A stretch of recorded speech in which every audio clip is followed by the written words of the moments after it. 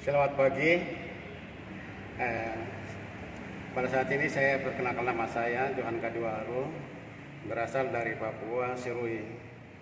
Selama ini saya tinggal di Tegal hampir 32 tahun dan saya berkeluarga, mendapat orang istri Tegal yang punya anak satu.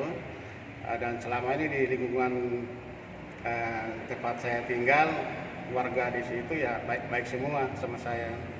Nah, karena ya mereka sudah menganggap saya sebagai warga di situ, jadi tidak ada hal-hal apapun yang menghalangi saya dalam kehidupan mereka setiap hari di lingkungan mereka. Jadi selama ini ya saya berada di tengah lingkungan mereka dengan baik.